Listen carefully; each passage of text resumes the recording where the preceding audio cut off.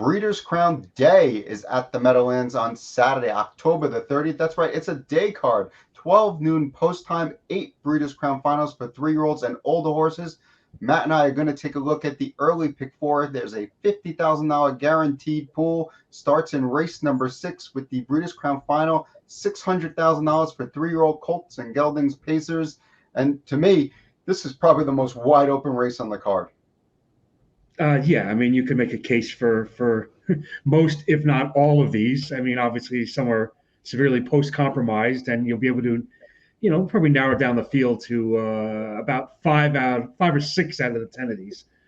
But yeah, I mean, we've discussed how this 3-year-old colt and gelding division has kind of been wide open. It's the end of the year. We're still waiting for somebody to step up, maybe. So, you know what? When it comes to year-end divisional honors, I guess this race carries a lot of weight, as it should, and it should be a fun event and with plenty of value. That's for sure. I say wide open.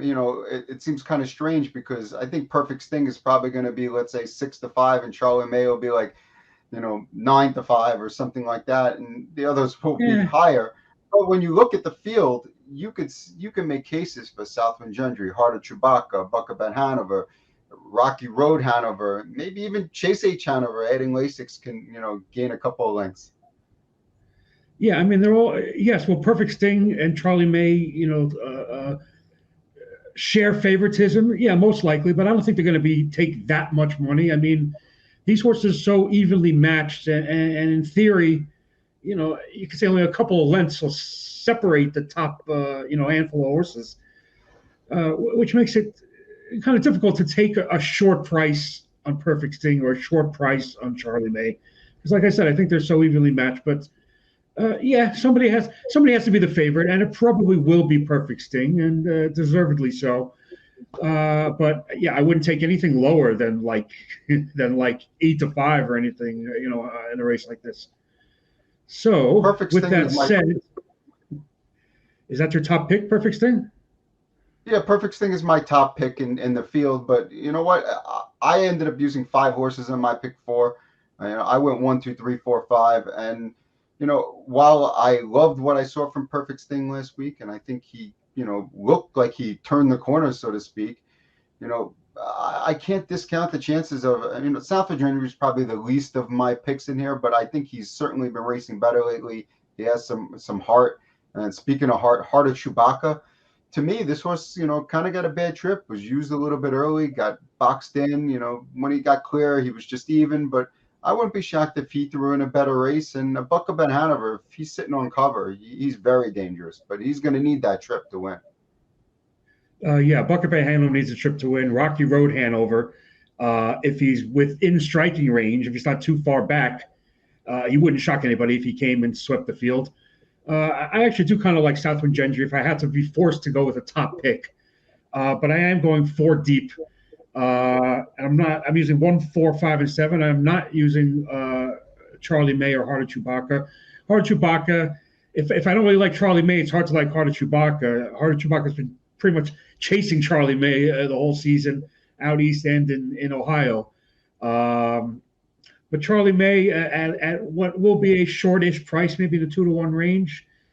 Like I said, I just think these horses are too evenly matched, and I think he's going to be used too hard, either trying to brush to take control or having to grind first up. And if that's the case, he's going to have fire breathing down his back, turning for home. And I think he might get swallowed up. But 4 deep, Southwind Gentry, a Buck Bet Hanover, Perfect Sting, and I threw in Rocky Road Hanover because, like I said, if he's close enough, it wouldn't shock me if he swept the field at around 10-1. The only reason why I didn't use Rocky Road Hanover is I feel like I've been burned too many times from him. I think he's going to need to be in the perfect spot, and you know what? I'm just not willing to go down that road from a slightly outside post, not really outside. We're going to move on to race number 7. It's the Breeders' Crown Final for the 3-year-old filly trotters. $650,000 on the line. You look up at the board, you see 9-5 and 3-1. It looks like a 2-horse race on paper. Yeah, I think it's good. I think the public is going to see it that way also, as a 2-horse race. We see Hercules as the only other horse in single digits. Obviously has some speed to try to overcome post 10, and it's going to Dave Miller's going to have to leave the gate with this filly, or else she has absolutely no chance. But yeah, I think it comes down to Bella Bellini and Altar as taking the bulk of the money, which is quite obvious, at least on paper. We know Altar is a very speedy type, perhaps maybe a bit one-dimensional type. I'm not sure, but Bella Bellini seems to be more accomplished and more versatile horse. So it's speed versus maybe more experience when it comes down to those two horses, which would make her for a pretty interesting affair. Yeah, well, we'll see if speed rules. We're going to take a look at a video from Altar last week winning, and I don't usually show horses winning by open lengths as videos, but this was such an impressive performance. Yeah, and Yannick Giwner was able to relax early enough, and once she made the front, and obviously never had an anxious moment. Is she going to have an open lead in the Breeders' Crown final on Saturday? Tough to say, and I think if certainly if Bella Bellini is within striking distance, I think she has an excellent shot of swallowing up Altar. And like I said, what's going to happen if Altar gets eyeballed? A couple starts back, she broke at the Red Mile, and all of her other recent starts has been open leads, where she's just been much the best. If she's eyeballed, how much heart is she going to show in the lane, and is she going to be able to dig in and stave off a challenge from a much more accomplished Bella Bellini? I'm not sold. So therefore, I'm going in the direction of Bella Bellini as my single here in this race. Well, I'm 100% sold on Altar. To me, she's much faster than any other horse in this race. Just my opinion. Is Bella Bellini in the picture? She certainly is.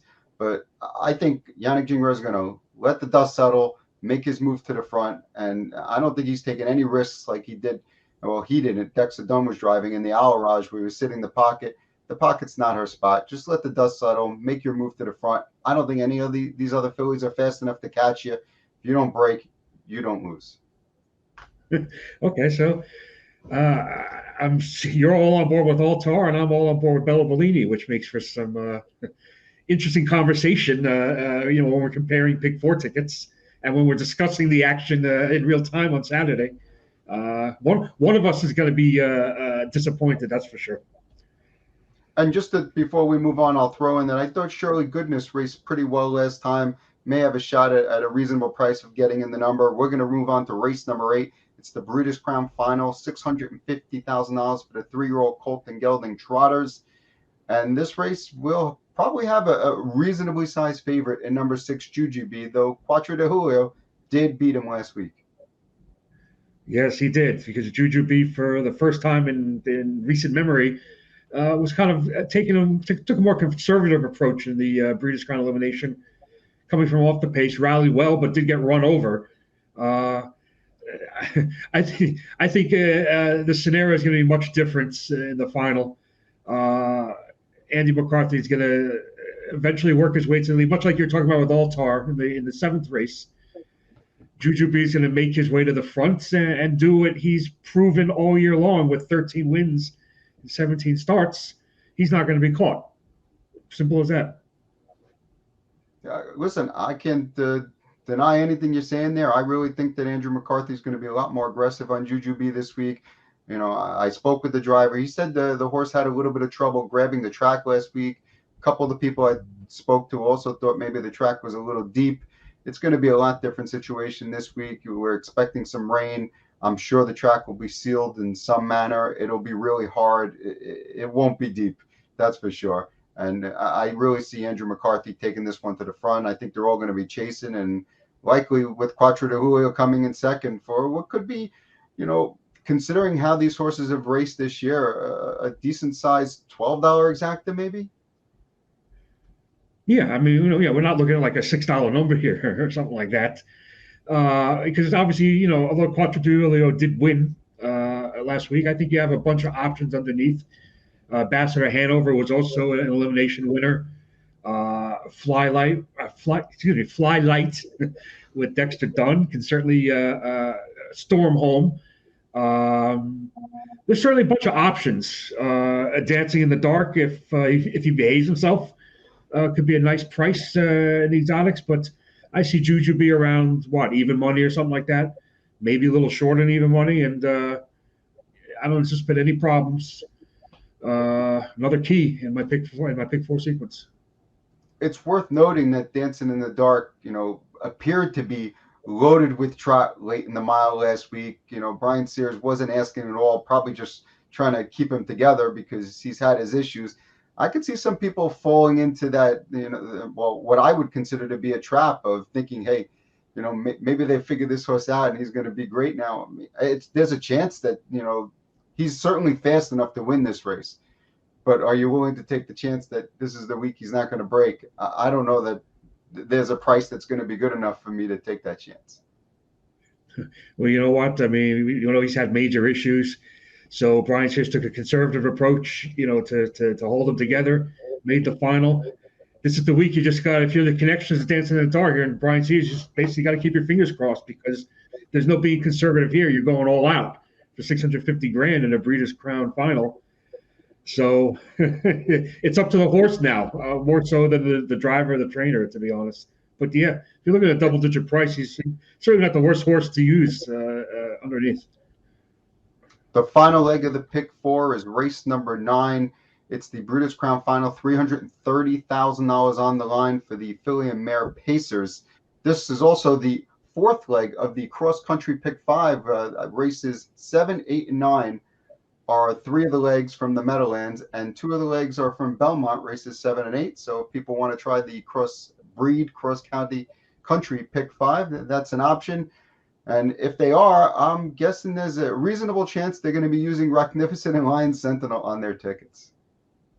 Yeah, I mean, these two are the arguably the two, I don't want to use the word standout horses, but the two most logical horses, especially Lion Sentinel, who you see as the slight morning-line favorite at 5-2. I have a feeling that she'll be a heavier favorite come post time, as she has in most of her starts this year, with 9 wins over 16 starts, for just the awesome connections of Tim Teachy driving and Jim King Jr. training. They just keep pumping out horse after horse after horse, especially mares. This one, I guess, is replacing Sharton as the barn queen, but Lion Sentinel wasn't put on the front end. Came from off the pacing elimination, and I guess couldn't reach Rocknificent, who tripped out. And you know what? When it comes down to it, do you see anybody else aside from Lion Sentinel, Rocknificent, when the dust settles, controlling this race or getting a good enough trip to upset one of those 2 horses? I don't really see it. I mean, I see Racine Bell guaranteed to be fine from the gate. I can't see her being left alone to cut the mile, or nor can I see anybody else. So I had to go in the direction of Rocknificent, who would be my top pick, to try to get a better price to upset Lion Sentinel. But 1 and 3 to end the pick 4, which on paper looks like a kind of chalky sequence, but we know they don't race them on paper. What do you think? Is anyone beating Lion Sentinel, or is that your key, or you have any sneakies, or what do you got for us? Well, I think first we'll take a look at the Lion Sentinel Rocknificent on the replay from last week, and we'll see that Rocknificent coming out of the pocket here. Lion Sentinel, kind of had a bad trip, and they came home and really fast time. If you look at the 26 and 4 home, and then the last fraction is going to be another 26 and change. She had no shot, Lion Sentinel. She had plenty of pace at the wire. She was racing well. Peaky Sneaky, who finished second there, raced well. Some people will point out JK First Lady, who really charged home to be 4th after a ground-saving trick. But to me, that's another kind of trap horse where people, look how well she finished last time. We've seen this from JK First Lady before. And then the next week, people expecting much more, and she doesn't come back and do it. Could this happen this time? Yeah, she's a capable horse who can go 47 mile, but I'm not putting my money there. I thought Rockin' Nola raced well, considering she went insane fractions, 121 and change. But for me, Lion Sentinel's the key. She's dominated this division all year long. She probably would have dominated last week if she was, more aggressively handled. I asked driver Tim Tetrick about his confidence level going into this race, and he said more than ever. So I think that kind of tells you what you need to know. So what is that? How about that being a trap statement? Now his confidence level is an 11 out of on a scale of 1 to 10. Do you fall into that trap when drivers and or trainers are oozing confidence before a race? Possibly. I mean, I guess it's kind of human nature to think that way. But yeah, I mean, I'm in agreement with you. I'm not keen like the slide set that I'm using Rocknificent also because I don't think Rocknificent, talent wise or trip wise, is going to be that far off. That she can't make up enough ground, and she's not that far off her line sentinel ability wise, where she couldn't win given a perfect trip, and she will be a better price and a better pick four will pay if I make it that far. So I'm going to use one Well, and three, and I why don't believe we we take a both look at have. the pick four tickets? Sure. And there's mine up Two on the dollars. board, and I didn't spend a lot of money. $2.50. A lot of keys up on there, and obviously I spread in the first leg. This is one of those tickets where you hit repeat ticket, repeat ticket, repeat ticket, repeat ticket a few times, and we'll see if we could take it all the way. Obviously, if Perfect Sting wins the first leg, we're not going to get. We'll probably get like $10 for our 250, but you know what? 4x is not bad. What do you got? I have an equally precise ticket, I guess you could say, a 4 hour ticket. I mean, listen, we're in this sequence, we're right in the heart of all the Breeders' Crown finals, and yeah, on paper they look to be like we mentioned a few standout type horses, and I would love to find a big value horse or something like that, and I just really couldn't come up with one. So I'm with you. I went 4 deep in race 6, and we got Bella Bellini keyed when you got Altar keyed. So that's interesting. We both keyed Juju B, and I also used Rocknificent over Line Sentinel. This ticket's obviously not going to. I don't think there'll be a signer here or a text ticket, but you know what? The money's going to be spread in the second leg, and the money's going to be spread a little bit in the last leg, although Line Sentinel will be favored. But $4 for 50-cent play, I couldn't see spending more than that when looking at this sequence. I agree with you. I think some of the money is going to be spread in the second leg between Bella Bellini and Altar, and some of the money will be spread in the third leg between Quattro de Hula and Jujubee, and that might boost the price slightly. We have 2 good tickets up there. They won't cost you a lot of money. There's a $50,000 guaranteed pick 4 in race 6. There's another one in race 10. Obviously, the one in race 6 is all Breeders' Crown races. We have a 10% rebate on DRF Bets on exotic wagers, so you'll want to take advantage of that when you're playing these pick 4s. Check out all the analysis on drf.com/harness. And, of course, go to the Meadowlands and enjoy a great day of racing. 12 noon post time on Saturday. Good luck.